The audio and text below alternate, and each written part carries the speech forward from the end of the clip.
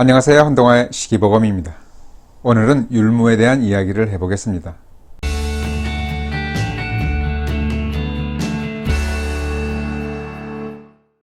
율무는 흔하게 먹는 곡물은 아닙니다.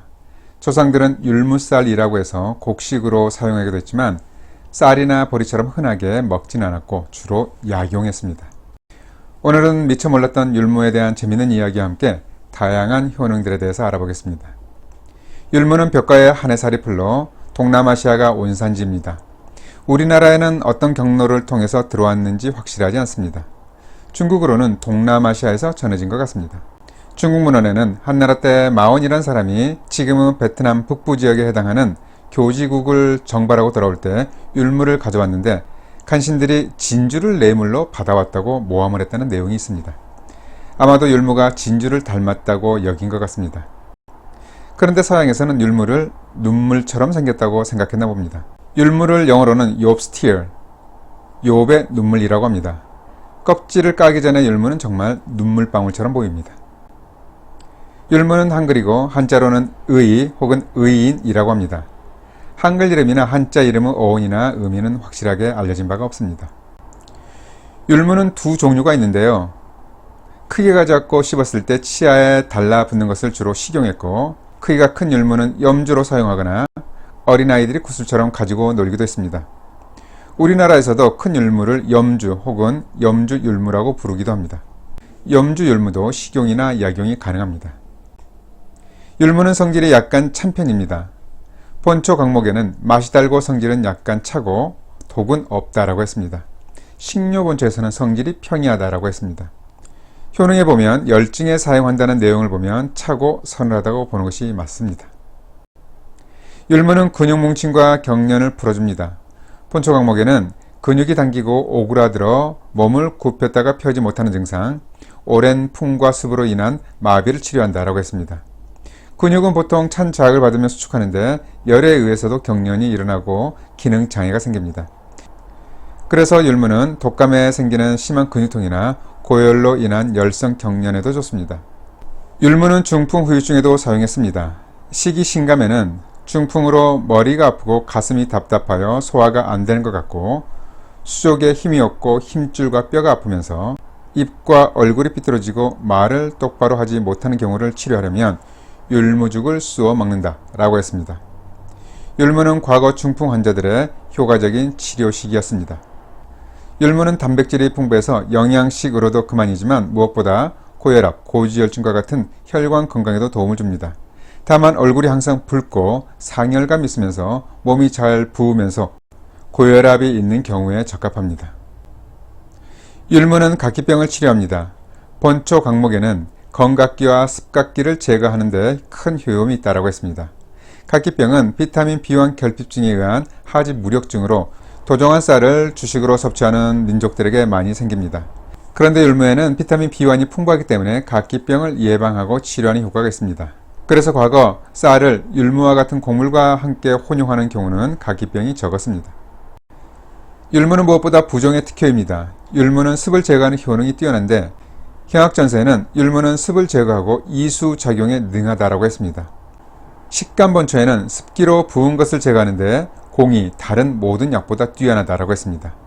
율무는 이뇨작용을 통해서 수기를 제거해서 설사나 수종을 치료하는 효과가 좋습니다. 특히 비만하면서 몸이 잘 붙는 태음인 체질에 잘 맞습니다. 율무는 번갈을 그치게 합니다. 경학전서에는 율무는 성질이 서늘하기 때문에 청열하고 번갈과 상기를 그치게 한다라고 했습니다. 이러한 내용을 보면 율무는 냉증과 기운이 아래로 처지는 소음인에게는 적합하지 않음을 알 수 있습니다. 만약 냉체질인 소음인이 부종 때문에 율무를 먹어보고자 한다면 한번 볶은 율무를 보리차처럼 끓여 먹는 것이 좋겠습니다. 율무는 화농성 질환에 좋습니다. 본초 강목에는 폐위와 폐용에 쓴다. 피고름이 쌓인 증상, 기침과 콧물, 상기 등을 치료한다. 다리어 복용하면 종독을 터뜨린다라고 했습니다. 폐위는 기관지확장증과 같은 만성 소모성 폐질환, 폐용은 폐농양을 의미합니다.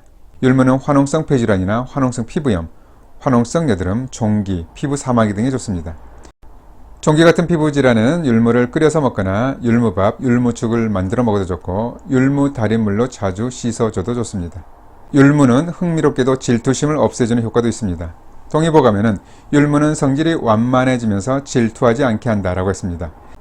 양무신편에는 부녀자가 질투하지 않게 하려면 붉은 기장쌀과 율무 각각 같은 양으로 환을 만들어 항상 복용하게 한다라고 했습니다. 아마도 율무에는 만족감을 높이는 효능이 있나 봅니다. 문헌에는 율무는 그 자체로 성질이 완만해서 다른 약보다 2배를 써야 효과를 본다고 했는데요. 어쨌든지 질투심이 나서 괴로울 때 율무를 먹어봅시다. 율무는 몸이 너무 마른 사람은 적합하지 않습니다. 본처 정화에는 비가 허하면서 습이 없는 사람은 꺼려야 한다라고 했습니다. 율무는 습이 없으면 몸을 더 마르게 합니다. 또한 변비에도 적합하지 않습니다. 변비가 있으면서 몸이 마른 사람이 율무를 먹으면 변비가 심해집니다. 참고로 습이 있다는 것은 몸이 잘 붓고 무겁고 비가 오거나 습도가 높은 날 컨디션이 떨어지고 피부는 눅눅하면서 땀이 많다면 자신에게 습이 많다고 보면 됩니다. 율무는 임신 초기에는 먹지 말아야 합니다. 본처 정화에는 임신부는 금한다라고 했고 통일보감에는 율무를 먹으면 낙태된다 라고 했습니다. 율무에는 자궁 수축작용이 있어서 임신 초기 유산의 위험성이 있습니다. 참고로 율무와 함께 엿기름도 임신 초기 유산 가능성 때문에 금기식품입니다. 그래서 엿기름이 들어간 식혜, 메가라고 하는 엿기름이 들어간 한약 소화제도 안 됩니다. 보통 남자가 율무를 많이 먹으면 성기능이 떨어진다는 말이 있지만 이와 관련된 문헌적 근거는 없습니다. 그러나 이 또한 몸이 마르고 건조한 남성이 율무를 먹으면 진액이 고갈되기 때문에 성기능과 관련된 활력이 떨어지는 것으로 추측할 수 있습니다.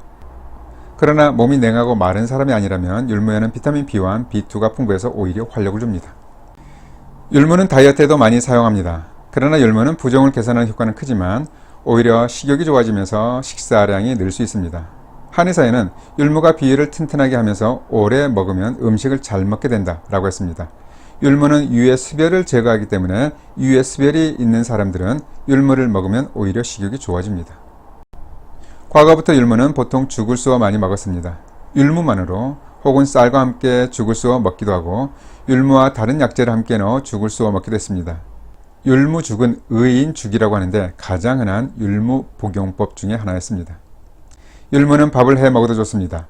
율무밥은 먼저 딱딱한 율무를 한번 삶아서 삶은 율무와 그 물을 함께 넣어야 영양분 손실이 없습니다. 이런저런 탕이나 국에 율무 가루를 넣으면 국물이 진하고 맛도 좋습니다. 율무를 볶아서 끓여 먹거나 율무 가루를 물에 타 먹거나 율무티밥을 만들어 먹어도 좋습니다. 율무를 먹고 잔다면 그 방법은 그 효능만큼이나 무궁무진합니다. 잘 들어보셨죠? 그럼 한동안의 시기보가 마칩니다. 감사합니다.